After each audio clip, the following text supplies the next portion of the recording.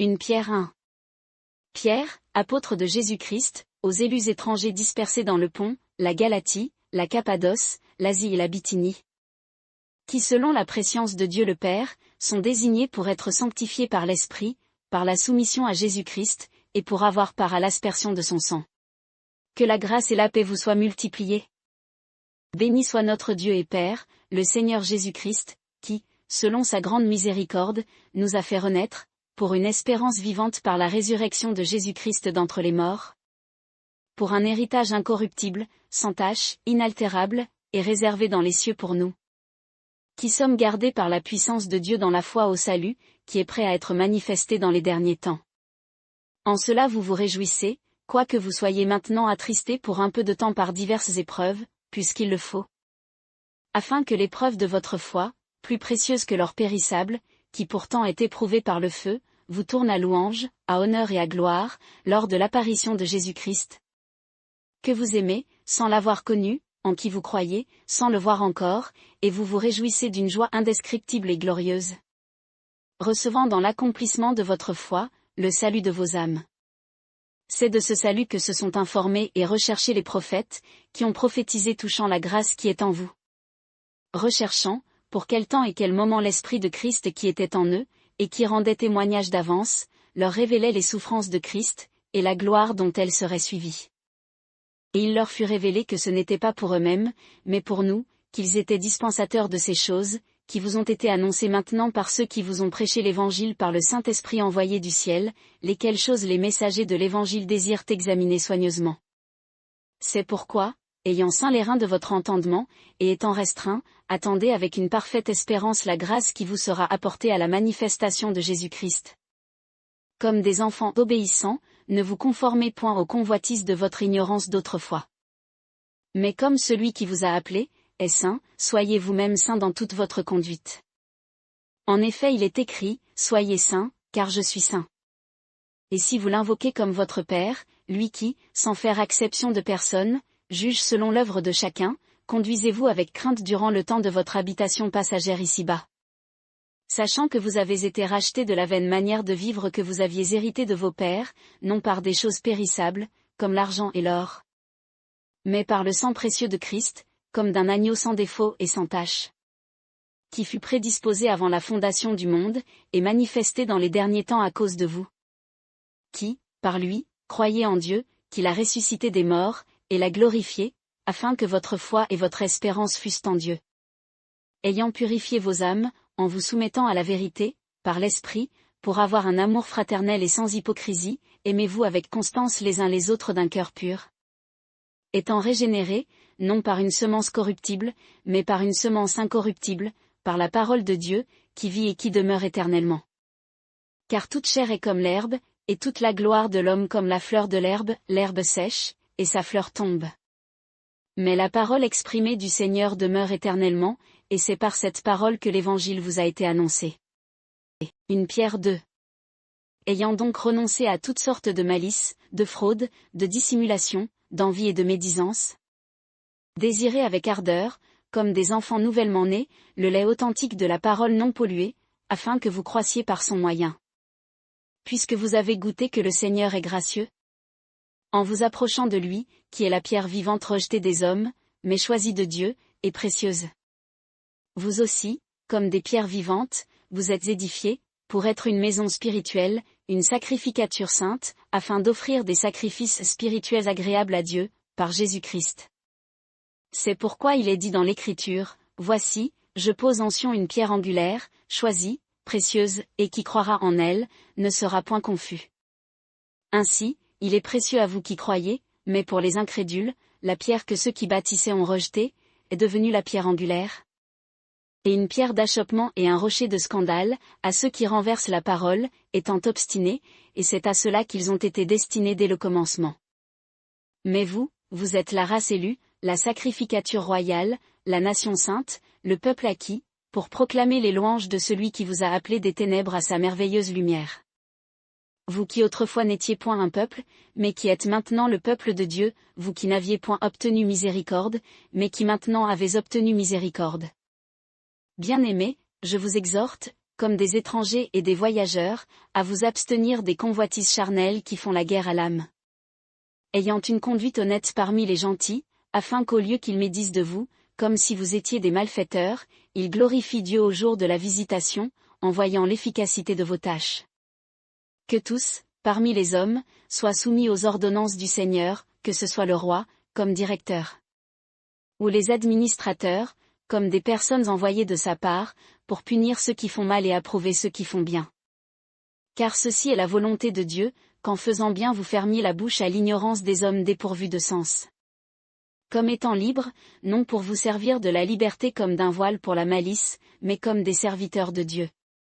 Rendez honneur à tous, aimez tous les frères, craignez Dieu, honorez le roi. Esclaves, soyez soumis à vos maîtres en toute crainte, non seulement à ceux qui sont bons et indulgents, mais aussi à ceux qui sont difficiles. Car c'est une chose agréable à Dieu, que quelqu'un, par un motif de conscience, endure des afflictions en souffrant injustement. Quelle gloire, en effet, vous reviendrait-il, si vous supportez patiemment d'être battu pour avoir mal fait? Mais si vous supportez patiemment la souffrance pour avoir bien fait, c'est à cela que Dieu prend plaisir. Car c'est à cela que vous êtes appelés, puisque Christ aussi a souffert pour vous, vous laissant un exemple, afin que vous suiviez ses traces. Lui qui n'a point commis de péché, et dans la bouche duquel il ne s'est trouvé aucune fraude. Qui, outragé, ne rendait point d'outrage, et maltraité, ne faisait point de menaces, mais s'en remettait à celui qui juge justement. Lui qui a porté nos péchés en son corps sur le bois, afin qu'étant morts au péché, nous vivions à la justice, et par les meurtrissures duquel même vous avez été guéris. Car vous étiez comme des brebis errantes, mais vous êtes maintenant retournés au pasteur et au surveillant de vos âmes. 1 Pierre 3. Femmes, soyez de même dépendantes de vos maris, afin que s'il y en a qui n'obéissent point à la parole, ils soient gagnés sans la parole, par la conduite de leurs femmes. Lorsqu'ils verront votre conduite chaste et respectueuse. Que votre parure ne soit point celle du dehors, l'entrelacement des cheveux, les ornements d'or ou la mode des vêtements. Mais de l'homme caché dans le cœur, de l'incorruptibilité d'un esprit doux et paisible, qui est d'une grande valeur devant Dieu. Car ainsi se paraient autrefois les saintes femmes qui espéraient en Dieu, étant dépendantes de leur mari. Comme Sarah qui obéissait à Abraham, et l'appelait son Seigneur. C'est d'elle que vous êtes les filles en faisant le bien, et en ne vous laissant troubler par aucune crainte. Marie, de même, conduisez-vous avec sagesse envers vos femmes, comme envers un être plus faible, en lui rendant honneur, puisqu'elles hériteront avec vous de la grâce de la vie, afin que vos prières ne soient point entravées. Enfin, soyez tous d'un même sentiment, compatissants, fraternels, miséricordieux, bienveillants. Ne rendant point le mal pour le mal, ni l'injure pour l'injure, bénissant, au contraire, sachant que c'est à cela que vous êtes appelés, afin que vous héritiez la bénédiction. En effet, que celui qui veut aimer la vie et voir des jours heureux, garde sa langue du mal, et ses lèvres de paroles trompeuses. Qu'il se détourne du mal, et fasse le bien, qu'il cherche la paix, et la poursuive. Car les yeux du Seigneur sont sur les justes, et ses oreilles sont attentives à leurs prières, mais la face du Seigneur est contre ceux qui font le mal. Et qui est-ce qui vous fera du mal, si vous vous conformez au bien? Mais quand même vous souffririez pour la justice, vous seriez heureux. Ne craignez donc point ce qu'ils veulent vous faire craindre, et ne soyez point troublés. Mais sanctifiez dans vos cœurs le Seigneur Dieu. Et soyez toujours prêts à vous défendre, avec douceur et respect auprès de tous ceux qui vous demandent raison de l'espérance qui est en vous.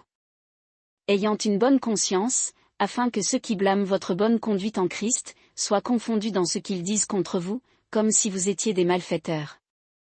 Car il vaut mieux souffrir, si telle est la volonté de Dieu, en faisant le bien qu'en faisant le mal. Car Christ aussi a souffert une fois pour les péchés, lui juste pour les injustes, afin de nous amener à Dieu, ayant été mis à mort selon la chair, mais vivifié par l'Esprit. Par lequel aussi il est allé prêcher anciennement aux esprits vigilants. Qui avaient été autrefois incrédules, lorsque, du temps de Noé, la patience de Dieu attendait, pour la dernière fois, pendant que l'arche se construisait, dans laquelle un petit nombre d'âmes, c'est-à-dire 8, furent sauvées à travers l'eau. Ce qui est l'image correspondante de l'engagement en Christ qui maintenant nous sauve, lequel n'est pas la purification des souillures du corps, mais la réponse d'une bonne conscience envers Dieu, par la résurrection de Jésus-Christ. Qui étant allé au ciel, est à la droite de Dieu, et à qui les anges, les principautés et les puissances sont soumis. 1 Pierre 4. Christ ayant donc souffert pour nous dans la chair, vous aussi, armez-vous de cette même pensée, car celui qui a souffert en la chair, a cessé de pécher. Afin de ne plus vivre selon les convoitises des hommes, mais selon la volonté de Dieu, pendant le temps qui lui reste à vivre dans la chair. Car il nous suffit d'avoir accompli dans le temps de notre vie passée la volonté des gentils, en marchant dans les sensualités et les débauches, les dérèglements du vin, les festivités licencieuses, les banquets orgiasmes, et les idolâtries criminelles. C'est pourquoi, ils trouvent étrange que vous ne couriez pas avec eux dans le même excès de dérèglement, et ils vous calomnient. Ils rendront compte à celui qui est prêt à juger les vivants et les morts. C'est pour cela que l'Évangile a été aussi annoncé à eux qui sont morts dans leur vivant, afin qu'après avoir été jugés dans la chair comme des hommes, ils vivent selon Dieu par l'Esprit. Au reste, la fin de toute chose approche, soyez donc sobres et vigilants dans les prières. Surtout ayez les uns pour les autres une ardente charité, car la charité couvrira une multitude de péchés. Exercez l'hospitalité les uns envers les autres sans murmure.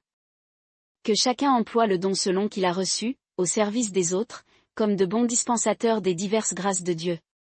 Si quelqu'un parle, qu'il parle selon les résolutions de Dieu, si quelqu'un exerce un ministère, qu'il l'exerce selon la force que Dieu lui communique, afin qu'en toute chose, Dieu soit glorifié par Jésus-Christ, à qui appartiennent la gloire et la force au siècle des siècles. Amen. Bien-aimés, ne soyez point surpris de la fournaise qui est au milieu de vous, pour vous éprouver, comme s'il vous arrivait quelque chose d'étrange.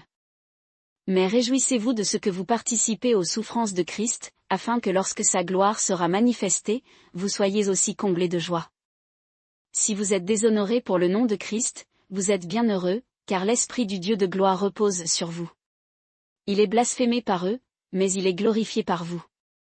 Que nul de vous ne souffre comme meurtrier, ou larron, ou malfaiteur, ou comme s'ingérant dans les affaires d'autrui. Mais s'il souffre comme chrétien, qu'il n'en ait point honte, mais qu'il glorifie Dieu à cet égard. Car le temps vient où le jugement doit commencer par la maison de Dieu, et s'il commence par nous, quelle sera la fin de ceux qui ne sont point soumis à l'évangile de Dieu?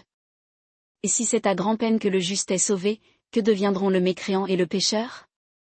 Que ceux donc qui souffrent par la volonté de Dieu, lui recommandent leurs âmes, comme à un Créateur fidèle, en faisant le bien. 1 Pierre 5. Je prie les anciens qui sont parmi vous, moi qui suis ancien avec eux, témoins des souffrances de Christ, et participants de la gloire qui doit être manifestée. Soignez le troupeau de Dieu qui est au milieu de vous, veillant sur lui, non par contrainte, mais volontairement, non pour un gain honteux, mais par un raisonnement réfléchi. Non comme ayant la domination sur les héritages du Seigneur, mais en étant les modèles du troupeau. Et lorsque le souverain pasteur paraîtra, vous remporterez la couronne incorruptible de gloire. De même, jeunes gens, soyez soumis aux anciens, et vous soumettant tous les uns aux autres, revêtez-vous d'humilité, car Dieu résiste aux orgueilleux, mais il fait grâce aux humbles. Humiliez-vous donc sous la puissante main de Dieu, afin qu'il vous élève quand il en sera temps. Vous déchargeant sur lui de tous vos soucis, parce qu'il a soin de vous. Soyez restreints, veillez, car l'accusateur, votre ennemi, rôde comme un lion rugissant, cherchant qui il pourra dévorer. Résistez-lui, étant ferme dans la foi, sachant que vos frères, qui sont dans le monde, souffrent les mêmes afflictions. Or, que le Dieu de toute grâce, qui nous a appelés à sa gloire éternelle en Jésus-Christ, après que vous aurez un peu souffert, vous rende parfait, ferme, fort et inébranlable. À lui soit la gloire et la force au siècle des siècles. Amen. Je vous ai écrit en peu de mots par Sylvain, qui est, comme je l'estime, un frère fidèle, vous exhortant et vous assurant que la vraie grâce de Dieu est celle dans laquelle vous demeurez ferme. La communauté des élus qui est à Babylone, et Marc mon fils, vous salue. Saluez-vous les uns les autres par un baiser de charité. La paix soit avec vous tous qui êtes en Jésus-Christ. Amen.